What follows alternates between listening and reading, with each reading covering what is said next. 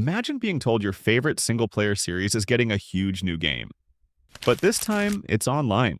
That was Fallout 76's big selling point. Bethesda promised a massive open world to explore with friends. On paper, it sounded amazing. In reality, it turned into one of the roughest game launches in recent history. The game dropped in November 2018 and immediately got hammered by critics. On Metacritic, it averaged a score of 52, a huge drop from the high praise earlier Fallout games had earned. GameSpot gave it a 4 out of 10, calling it a soulless husk of an experience. IGN labeled it a wasted wasteland, criticizing the endless fetch quests and the strange choice to remove human NPCs entirely. Without them, the world felt empty. Then came the bugs. Not the mutated giant kind, the technical kind. Enemies froze, quests failed to complete, and items disappeared from inventories. Basic features like push-to-talk voice chat were missing at launch. To many, it felt like an unfinished experiment pushed out too early. Players voiced their anger fast.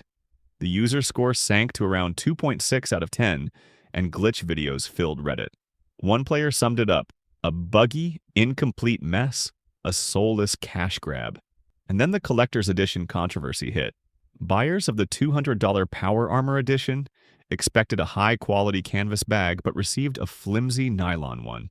Bethesda's attempt to make it right, $5 worth of in-game currency, only fueled the outrage. Fallout 76 quickly became a running joke in the gaming community.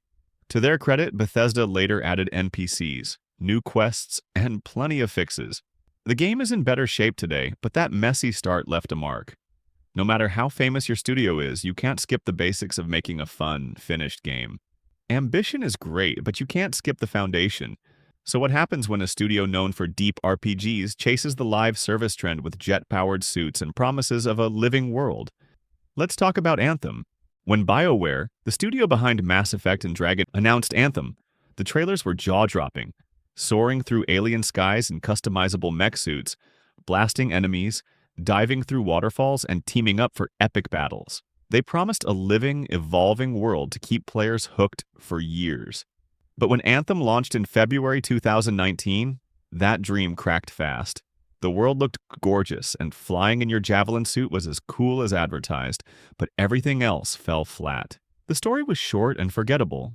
Missions repeated endlessly, and the loot system, the backbone of a live service game, felt unrewarding. Players spent hours grinding for gear barely better than what they already had. Technical issues piled on. Long loading screens tested patience, server errors booted players mid-mission, and some PS4 users claimed the game hard-crashed their consoles.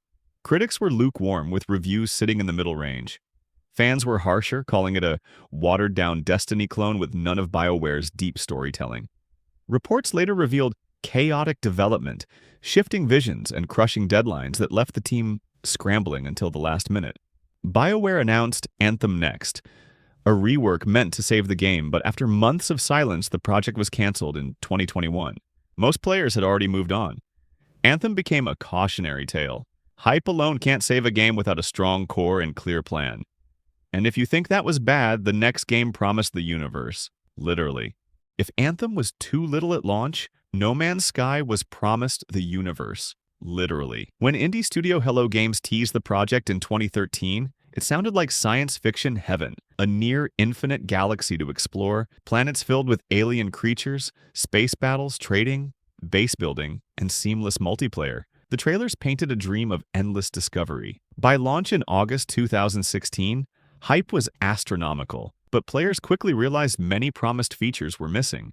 Multiplayer was virtually non-existent, creatures looked awkward, and planets felt repetitive with limited activities once you landed. Critics gave it middling scores, but players were far harsher. On Steam, reviews dropped to overwhelmingly negative. Social media compared trailers to the final game, accusing Hello Games of false advertising. The backlash was so intense the studio went nearly silent for months. Here's the twist. Hello Games didn't quit. Over the next few years, they released free updates adding multiplayer, base building, new storylines, underwater exploration, and VR support. Each update improved its reputation, and slowly, the game became one of gaming's biggest comeback stories. In 2016, though, it stood as a warning. When marketing runs ahead of reality, excitement can turn into outrage overnight. Sometimes the problem isn't missing features, like it's taking a beloved name and turning it into something completely different.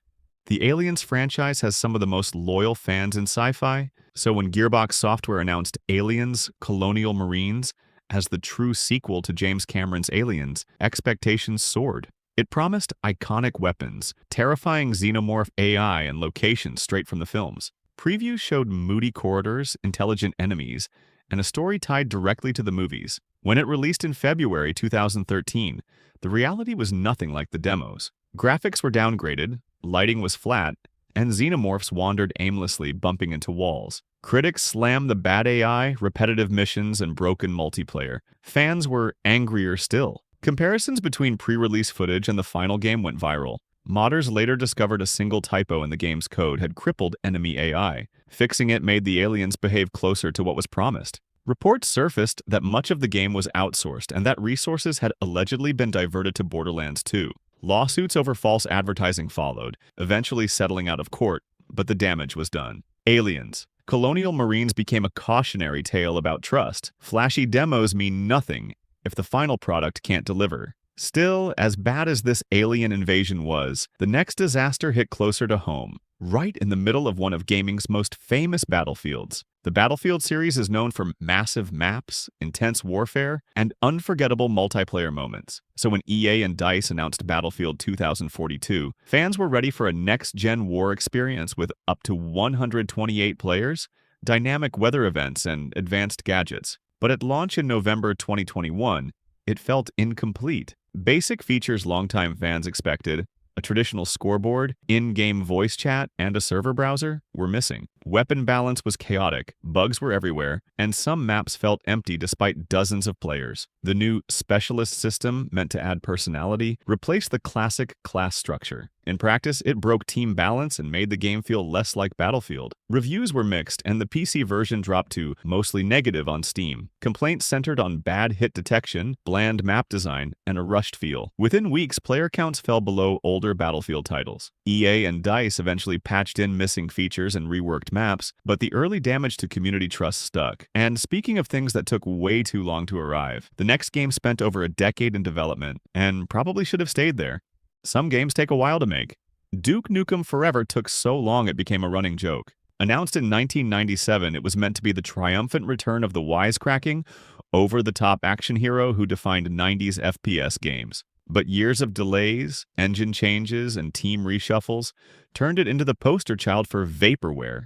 By the time it finally released in 2011, expectations were sky high. Reality hit hard. The humor felt awkward and dated, the shooting mechanics were clunky, and level design was uneven. Instead of a modernized Duke, it felt like a relic from another era. Critics panned it, calling it bland and unfun. Fans who had waited over a decade were either disappointed or just relieved the wait was over. The game tried to be both a throwback and a modern shooter, but ended up failing at both. In the end, it proved that a longer development cycle doesn't guarantee a better game. And if you think this was bad, the next launch was so broken it had to be pulled from an entire platform. Few games have been as hyped as Cyberpunk 2077. Developed by CD Projekt Red, the studio behind The Witcher 3, it promised a sprawling, futuristic city, branching stories, and next-level immersion. Marketing was massive. Cinematic trailers, gameplay reveals, and even Keanu Reeves. When it launched in December 2020, the PC version showed glimpses of that vision. A vibrant city, interesting storylines, and a great soundtrack. But on PlayStation 4 and Xbox One, it was a disaster. Bugs were everywhere, cars flying into the sky, NPCs vanishing mid-conversation, quests breaking, and frame rates tanking. Some missions couldn't even be completed. It was so bad that Sony pulled the game from the PlayStation Store, an almost unheard-of move. Refunds were offered, and CD Projekt Red's reputation took a major hit. The contrast between polished marketing and the messy reality was impossible to ignore. Critics praised the PC version, but the viral console glitches defined public perception. Memes of T-posing NPCs and exploding cars spread rapidly. To their credit, CD Projekt Red spent years fixing performance, adding features, and expanding content. By 2023, the Phantom Liberty expansion helped redeem the game for many. Still, the launch remains one of the most infamous in gaming history. And while Cyberpunk eventually turned things around, the next game never got that chance. It shut down less than a year after release.